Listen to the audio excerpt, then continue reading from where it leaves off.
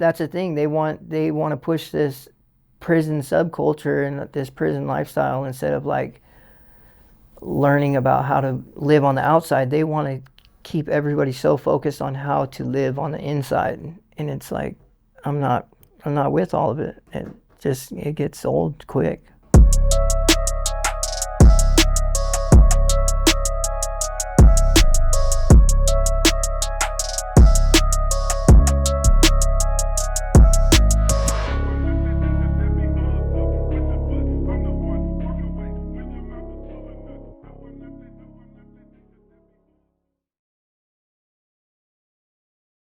First of all, thank you for interviewing with me today, and would you care to introduce yourself? I am Spencer Media. I'm from Auburn, Washington. I am in the OUT program. So most of the viewers they know that OUT is a thing, but they don't actually know about OUT because we typically don't advertise that. The only thing that we've done on OUT is that we created that promo video that you've seen. And so would you care to tell viewers what OUT is? I started OUT when I was incarcerated, and it's a great program. Jenny here wrote the curriculum. There's 10 modules. I'm about halfway through those 10 modules, and it's a cohort group-based program where you get to dig deep and kind of figure out why. For me, it's allowing me to identify the things that continue that cycle. You know, I've had 4 prison sentences, over half my life addicted to drugs and alcohol, all kinds of drugs, all kinds of alcohol. How old were you when you started using, Spencer? 10. And where did you start using? Was it in the home or? I started, I bought weed from a kid at school that stole it from his older brother. So, and I had I had snuck into my grandma's stuff or like taken my mom's. They had like weed pipes around, and I was just experimenting, really. Just kind of, exposed and then experimented. But, and then and then dibbled and dabbled in alcohol up until I was 12 years old. And then I was able to experiment with meth, and I started doing meth. I was drinking every day from 12 to 15 and doing meth and other hard drugs when they were available, So, yeah. How did you end up starting to go to prison? I went to jail. I started going to jail when I was 12 years old. Assault and malicious mischief and underage or minor with possession. So by the time I was 15, I was on probation from 12 to 15. I'd already been to juvie 4 or 5 times. I was on house arrest 3 times. The only time I went to school was when I was on house arrest to see my probation officer. So if I wasn't on house arrest, I wasn't at school. I pretty much, I went to a little bit of school. I pretty much dropped out in 10th grade, but I didn't even I went to 1 day of 7th grade. I was expelled from 6th or half of 6th and half of 8th grade, but they still pushed me through to high school. And then I went to regular high school for about a month and didn't make any of my classes. I just went there to kick it. And they were like, you got to go to the alternative school. We don't even want you in this school. So I went to the alternative school, and that was just another place. They wouldn't even let me ride a school bus. I had to take the Metro bus to school because I just wasn't, I was a shit kid. So. What kind of stuff would you do to get kicked off the bus? I got in fights. Oh, yeah. So, it wasn't, or I'd be smoking at the bus stop. I'd be smoking or whatever, or drinking before getting on the bus, and then they would complain, or I'd get in fights with the bus driver. And because I wasn't going to let anybody tell me what I can and can't do whatever. So my problem with authority, Where did it start? I was just rebellious. I was really rebellious. I was kind of mad growing up. My parents they did a lot of fighting growing up. I grew up on the reservation and I was exposed. I have very fair skin, so I was exposed to a lot of gang violence and drugs and alcohol, and um, it just never really had. I moved around a lot too. My mom and my stepdad. He's been my stepdad for my whole life, but they would split up, and he would mistreat her. He wasn't physically abusive, but he was very verbally abusive, and wasn't. He would cheat on her, and so they would split up, and then we'd move around and did a lot of moving around, moved schools, and just kind of had I craved acceptance, I had fear of rejection, fear of abandonment, and I just gravitated towards friends and the people, when I got accepted by certain people, I hung on to those people. And yeah. How old were you the first time you went to prison as an adult? I was turning 19. I turned 19 in prison. Okay. And what was that like for you? Were you intimidated when you first went to prison? Were you scared? No, I got set straight in county, really. Just because I was kind of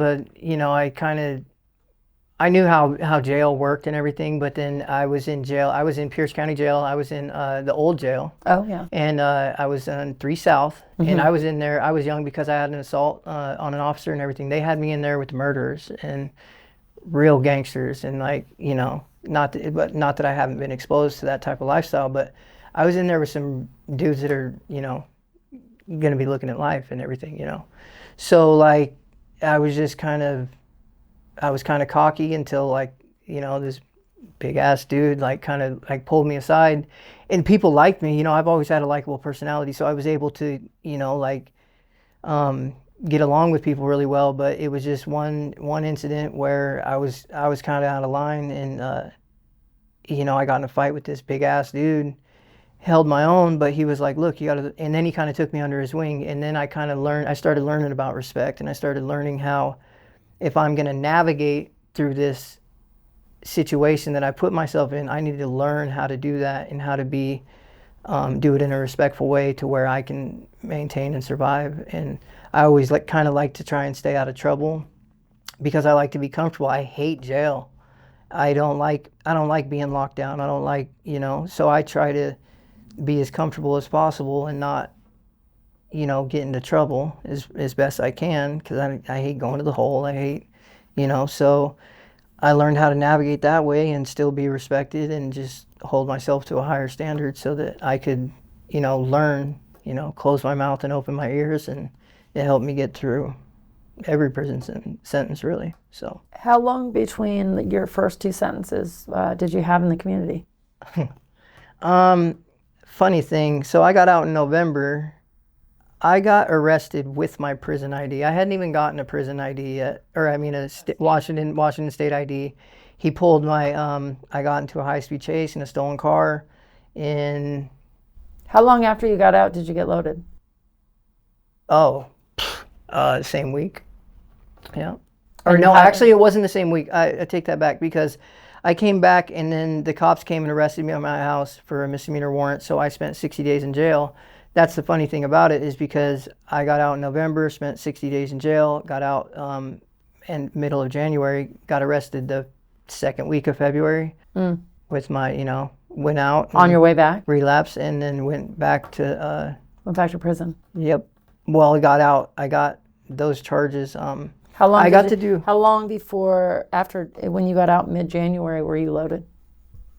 It was about a week. I'd say a week. Well, maybe not even a week. I probably smoked weed right when I got home. Smoked weed and then started drinking. And then, of course, that, led to me calling up old people. And I just it was such a short time. I only did a year and a day. So I was only... The first time? Yeah, the first time. It was... But did you make any plans in your mind, though? Oh, no. When you went in, that you were going to do anything different? No, there was no... At that time, I was not planning for the future. I was already planning on going back, Yeah. I'm like, I left prison thinking, okay, well, I still got a dosa that I can take. So I already knew I was going back out, and I was planning on using a dosa, and I didn't, but I caught 2 more cases when I went out that time. The second time I went to prison, I had two different cases, one out of Pierce County, one out of King County, because I got out on bail and then I caught another case. So, and then I ended up getting the global resolution, but and then so I went back for 2 years. I got a 36-month sentence and did 2 years on that, and then got out. And after that, I moved out to Montana. So when you went in that second time, what were you thinking? Was there any thought about, I want to change something, or maybe this is a problem, I don't really want to be locked up?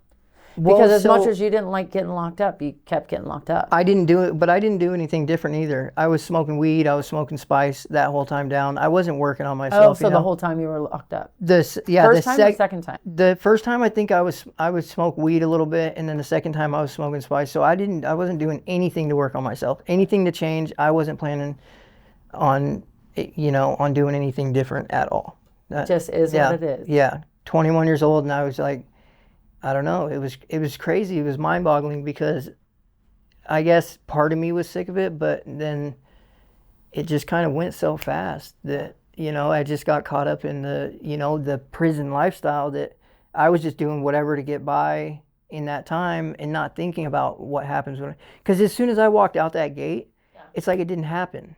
It's like that whole time was just dead time. The air time. is different on the other side of the gate. Well, yeah, and it's like, and then it went back to, I was so naive that I thought I could go out and I could drink and I could party, and I just got out around my 21st birthday. So it was like, all right, well, I'm gonna go party, It's my 21st birthday and I'm out of prison. Is the prison system set up in a way that forces you to look at yourself? No. Is there anything mandated that you actually have to do to try to change your behavior?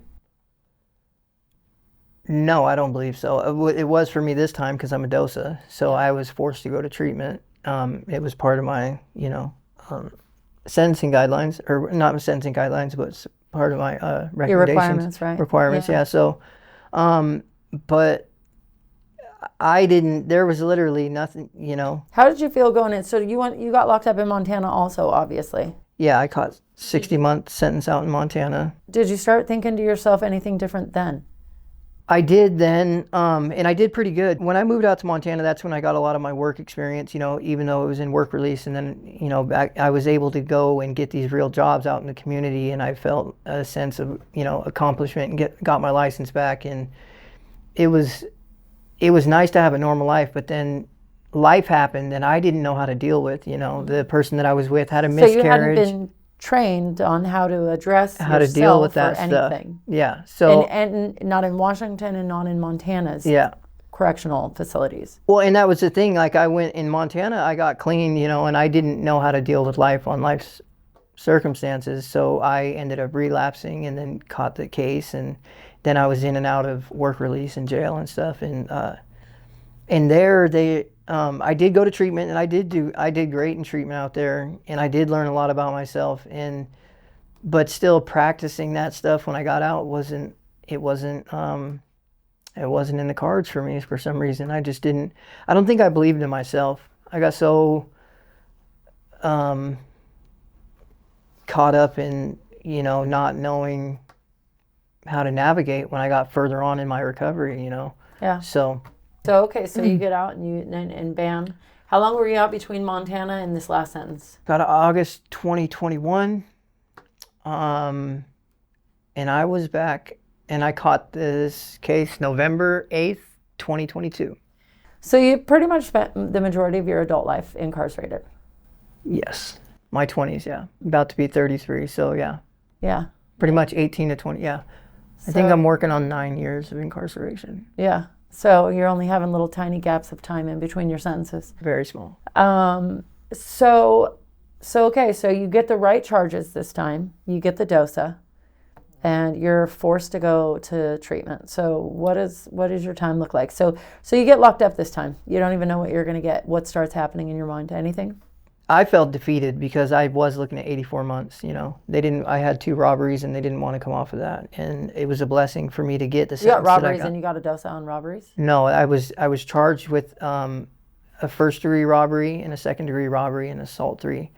They reduced the first-degree robbery to a second-degree robbery, and then After I finally got a pro bono attorney through the conflict office, my public defender wouldn't come off of the robberies. They wanted me to plead guilty to a robbery for 84 months. They wouldn't even give me mid-range. It was 63 to 84 months. And I'm off the scale, of course. And so I got the pro bono attorney about 5 months of being in the county, and he was like, look, all your points are about to wash because you've been out of trouble for a while, you know. But a misdemeanor charge, resisting arrest in 2020 kept me from all my, like 8 of my points from washing. So the prosecutor took that into consideration, and they reduced my two, my attorney pushed for DOSA. He's like, look, you know, let's give him DOSA. So prosecutor dropped the 2 robberies to 2 theft ones and gave me 50 months with DOSA. The huge difference between a paid for, even though it was a pro bono Yeah, attorney, and a public defender. significantly different. The way that he worked for me, and that he wouldn't take no for an answer with the prosecutor. And I just kept thinking, because I'm in my mind, I'm like, come on, I've never had a DOSA. Like, there's got to be something, you know. Yeah. Nobody was hurt in the crime. It was a property thing, you know.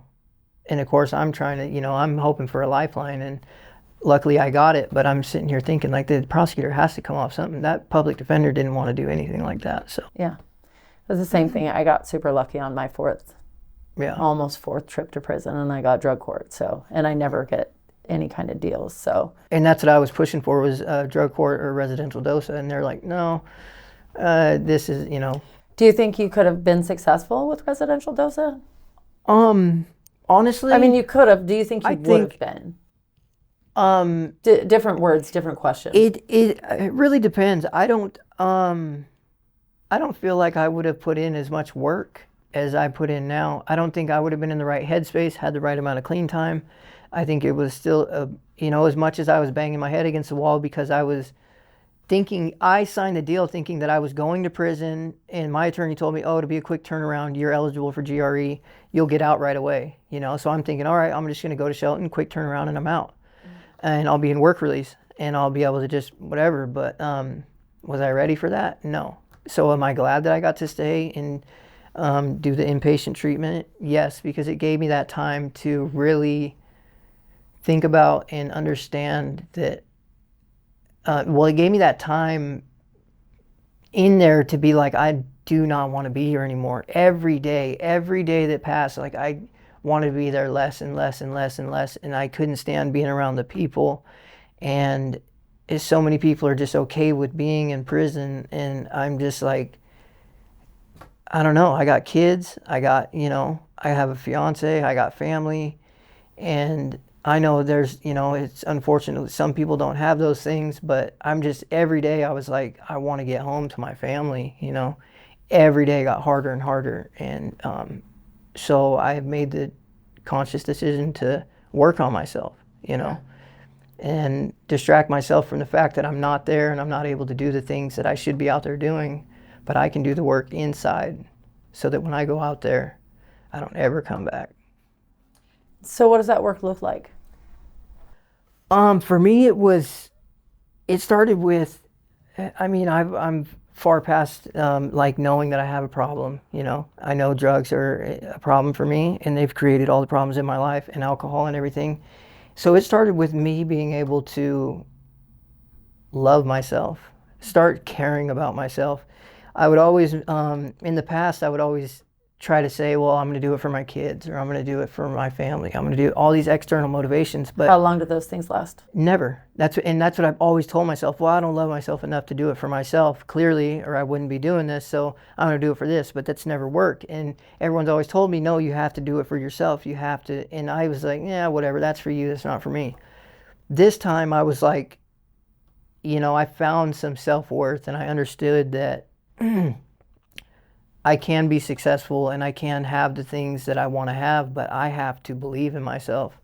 I have to love myself enough to believe in myself to get to these places that I know that I can go, you know. And that started with, I was surrounded by drugs up until I got to OCC. I was surrounded by drugs the entire time, you know, in county and everything. And I'm just watching. And right there, that's when it clicked in my mind. Like, I don't want this. I'm watching people, and it's everything. When it's just like people are giving up their store and they're making street to streets to get a little tiny bit of dope, and then like the cops are coming through and they're, people are getting dirty ways and they're this and that, and I'm just like, I'm not. I'm not with it. Like I don't want it anymore. And there's multiple overdoses. When I was in county, one dude died and they hardly resuscitated him.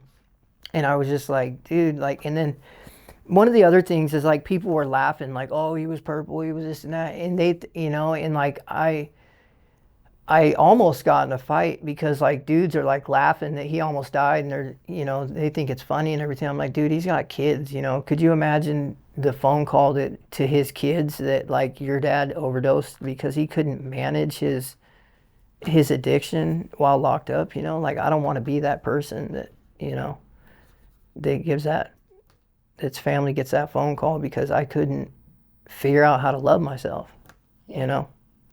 So you went to treatment in OCC. OCC is Olympic Correction Center for any viewers that have no idea what that is in Washington State. It's a correctional facility for men in the state of Washington. And so what was it like for you when you first started treatment? I loved it. I jumped in, feet first, and the only thing that's tough about it is so many people are forced to be in that program that it takes away from what it could be. Mm-hmm. So if there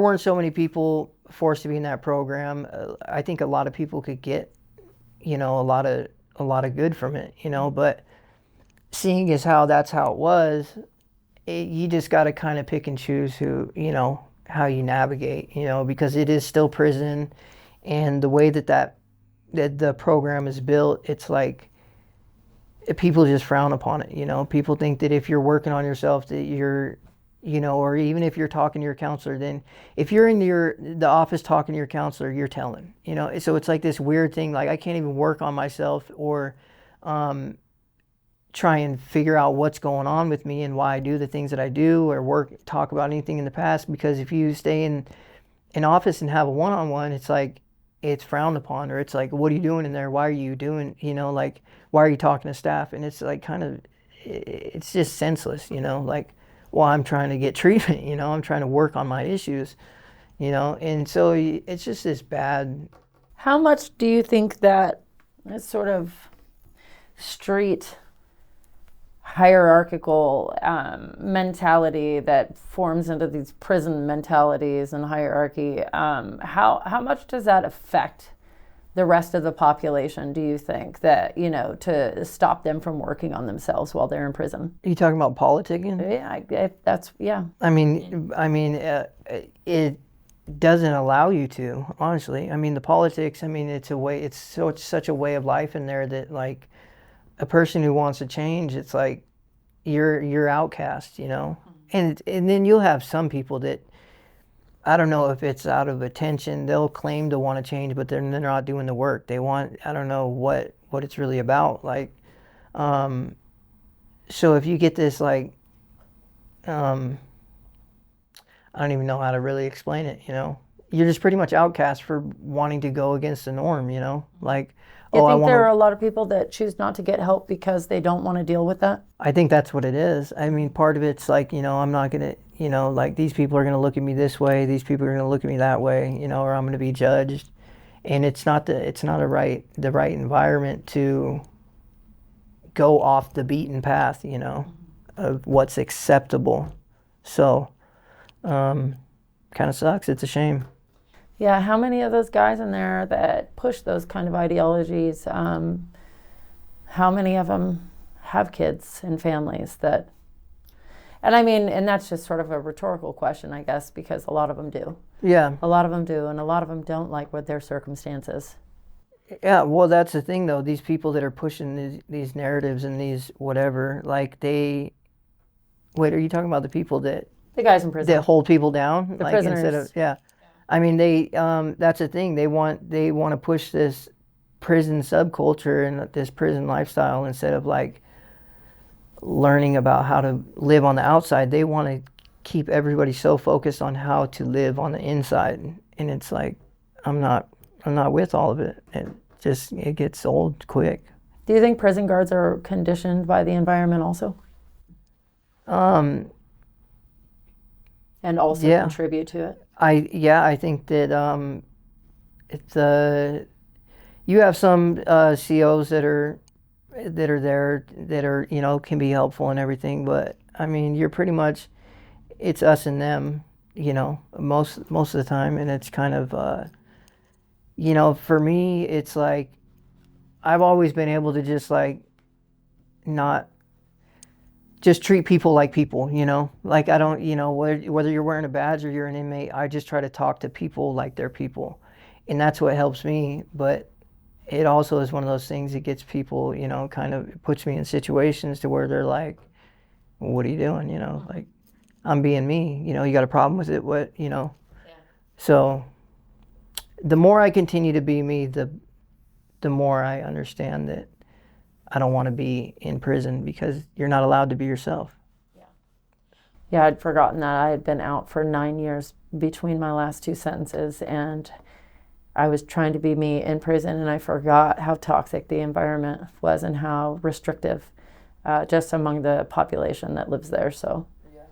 Um, so why did you choose to take the out program with all of that kind of resistance? Because it's a completely self-referred program. Well, you came in there with your people and it just resonated with me, your story along with the stories of the people that came in there and I wanted it. I wanted so bad, like, because I had already been working hard before you guys came for your presentation and stuff, the out program.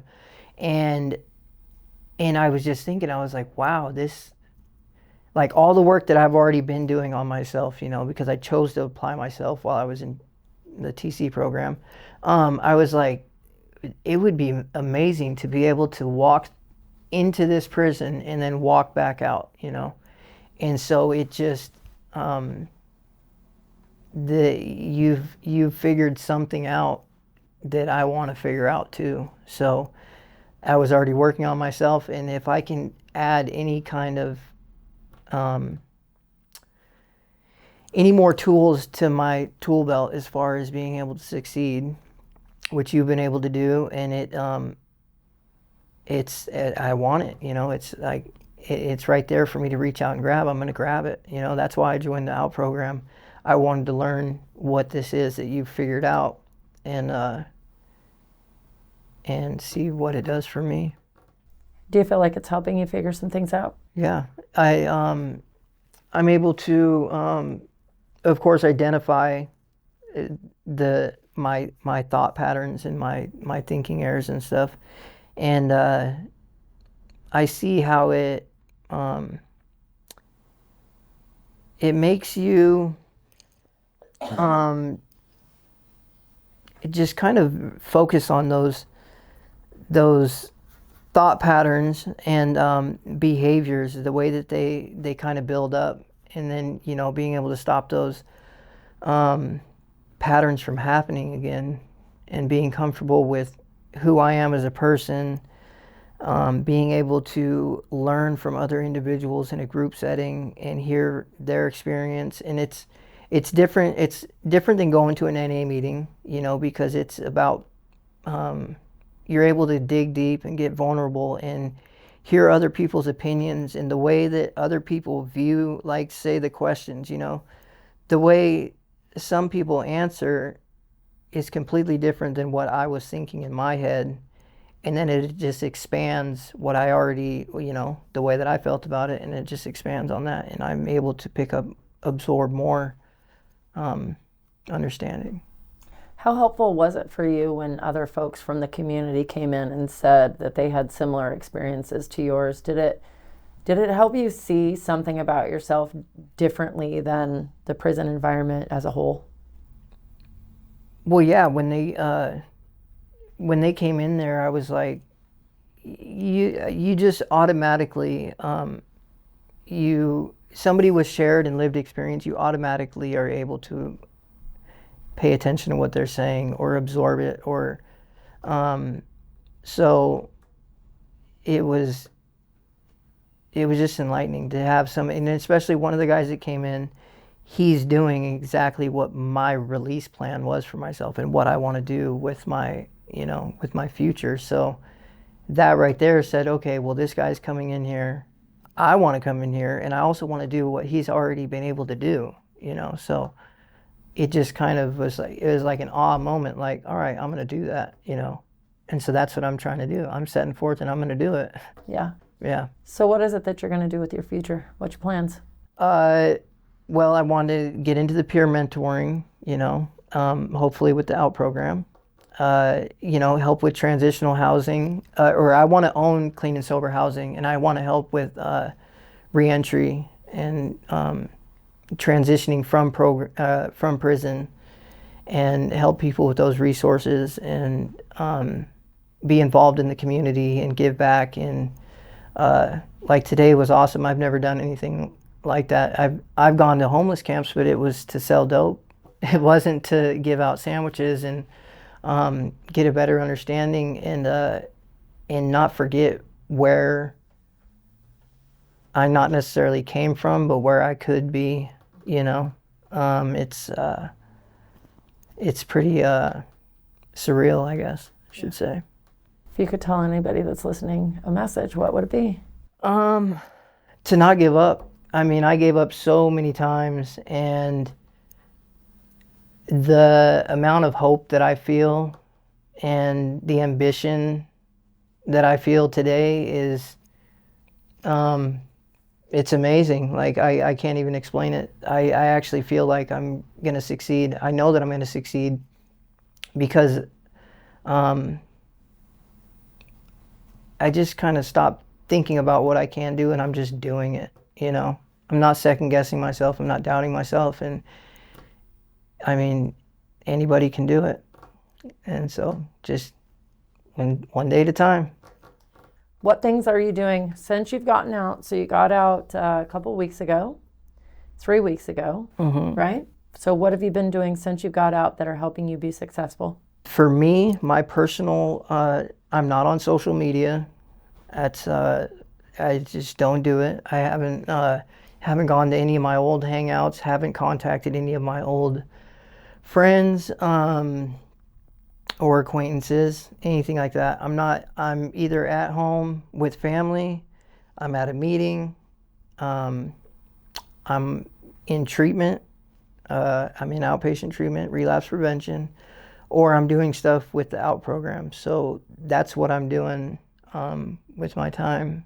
Still looking for work. I actually have an interview on Monday, so that's what I'm doing with my spare time. I did my peer support stuff online and stuff, but yeah, I don't have time to go out and drive around and see if there's any kind of mischief I can get into. I'm just busy building the life. Yep. Yeah. And enjoying it, Yeah. I mean, I'm even comfortable with just sitting on the couch watching Netflix now, like I don't have to go out and do something. I mean, I can go out and do something, but I also am comfortable just, it being chilling out. Yeah. Yeah. Being free. Yeah. Being free. Exactly. Maintaining your freedom. Yeah. I can walk out into the grass. I can walk, I can go to the stove and cook something if I want to. You can drive your car? Yeah, I can drive my car. That's another thing. Yeah, I got my license. I got a car. Yeah. So things are good. Awesome. Thanks, Spencer. Yep. Thank you. All right.